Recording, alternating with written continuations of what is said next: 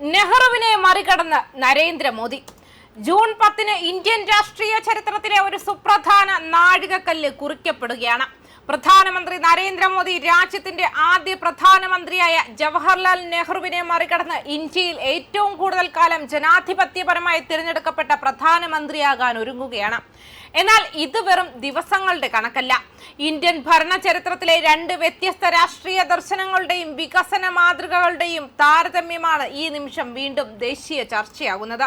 ദേശീയ മാധ്യമമായ ന്യൂസ് 18 പ്രസിദ്ധീകരിച്ച വിശകലന റിപ്പോർട്ട് പ്രകാരം നെഹ്റുവും മോദിയും തമ്മിലുള്ള ഏറ്റവും വലിയ വ്യത്യാസം ഭരണകാലത്തിന്റെ ദൈർഘ്യത്തിലല്ല, മറിച്ച് രാഷ്ട്ര നിർമ്മാണത്തിൽ സാധാരണ പൗരന്മാർക്ക് അവർ നൽകിയ പങ്കിലാണ്. സ്വാതന്ത്ര്യാനന്തര ഇന്ത്യയെ രൂപപ്പെടുത്താൻ നെഹ്റു സ്വീകരിച്ചത് സംസ്ഥാന നേതൃത്വത്തിലുള്ള വികസന മാതൃകയായിരുന്നു. വലിയ പൊതുമേഖലാ സ്ഥാപനങ്ങൾ, ആസൂത്രണ കമ്മീഷൻ, സർക്കാർ സംവിധാനങ്ങൾ, ബ്യൂറോക്രസി എന്നിവയായിരുന്നു വികസനത്തിന്റെ പ്രധാന ചാലക ശക്തികൾ. ഒരു നവ സ്വതന്ത്ര രാഷ്ട്രത്തിന് ശക്തമായ ഭരണ സംവിധാനവും അടിസ്ഥാന സൗകര്യ വികസനവുമായിരുന്നു അന്നത്തെ ആവശ്യകത.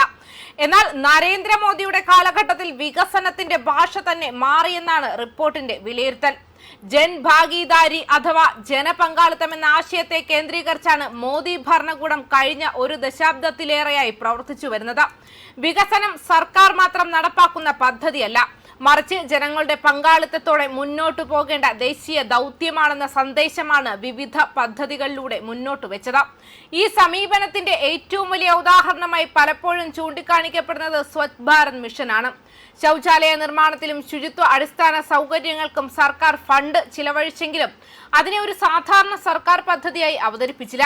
പകരം അതൊരു ജന ആന്തോളൻ അഥവാ ജനകീയ പ്രസ്ഥാനമായി മാറ്റാൻ ശ്രമിച്ചു. സ്കൂൾ വിദ്യാർത്ഥികൾ മുതൽ സിനിമാ താരങ്ങൾ വരെയും സന്നദ്ധ സംഘടനകൾ മുതൽ സാധാരണ പൗരന്മാർ വരെയും ഈ പ്രചാരണത്തിന്റെ ഭാഗമാക്കുകയായിരുന്നു ലക്ഷ്യം. ജലസംരക്ഷണ രംഗത്തും ഇതേ മാതൃകയാണ് പിന്തുടർന്നത്. ജൽശക്തി അഭിയാൻ, കാച്ച് ദി റെയിൻ തുടങ്ങിയ പദ്ധതികളിലൂടെ മഴവെള്ള സംഭരണം, ഭൂഗർഭ ജലസംരക്ഷണം, പ്രാദേശിക ജലസ്രോതസ്സുകളുടെ പുനരുദ്ധാരണം തുടങ്ങിയ കാര്യങ്ങളിൽ ഗ്രാമീണ സമൂഹങ്ങളെയും തദ്ദേശ സ്വയംഭരണ സ്ഥാപനങ്ങളെയും സജീവ പങ്കാളികളാക്കാൻ സർക്കാർ ശ്രമിച്ചു. ജലപ്രശ്നം സർക്കാരിന്റെ മാത്രം ഉത്തരവാദിത്തമല്ല, സമൂഹത്തിന്റെ കൂട്ടായ ഉത്തരവാദിത്തമാണെന്ന സന്ദേശമാണ് ഇതിലൂടെ നൽകിയത്. ഡിജിറ്റൽ ഇന്ത്യയും UPI അധിഷ്ഠിത പണമിടപാടുകളും മറ്റൊരു പ്രധാന ഉദാഹരണമാണ്. ഡിജിറ്റൽ അടിസ്ഥാന സൗകര്യങ്ങൾ സർക്കാർ ഒരുക്കിയെങ്കിലും അതിന്റെ വിജയത്തിന് പിന്നിൽ കോടിക്കണക്കിന് ഇന്ത്യക്കാരുടെ പെരുമാറ്റ മാറ്റമാണുള്ളത്. ചെറുകിട വ്യാപാരികളും സാധാരണ ഉപഭോക്താക്കളും ഡിജിറ്റൽ പേയ്മെന്റുകൾ സ്വീകരിച്ചതോടെയാണ് ഇന്ത്യ ലോകത്തിലെ ഏറ്റവും വലിയ ഡിജിറ്റൽ ഇടപാട് സമ്പദ് വ്യവസ്ഥകളിൽ ഒന്നായി മാറിയത്. കോവിഡ് മഹാമാരിക്കാലത്തും സർക്കാർ ഇതേ ആശയമാണ് മുന്നോട്ട് വെച്ചത്. വാക്സിനേഷൻ, രജിസ്ട്രേഷൻ, ബോധവൽക്കരണ പ്രവർത്തനങ്ങൾ, കോവിഡ് മാനദണ്ഡങ്ങൾ പാലിക്കൽ എന്നിവയിൽ പൊതുജന പങ്കാളിത്തം നിർണായകമാണെന്ന് ആവർത്തിച്ച് പറയപ്പെട്ടു. വാക്സിനേഷൻ വിജയകരമാക്കാൻ സർക്കാർ സംവിധാനങ്ങൾക്കൊപ്പം സമൂഹവും സന്നദ്ധ പ്രവർത്തകരും പ്രാദേശിക കൂട്ടായ്മകളും നിർണായക പങ്കുവഹിച്ചുവെന്നാണ് ഭരണകൂടത്തിന്റെ വിലയിരുത്തൽ. മൈഗവ് പോലുള്ള ഡിജിറ്റൽ പ്ലാറ്റ്ഫോമുകളും ഈ പുതിയ ഭരണശൈലിയുടെ ഭാഗമാണ്.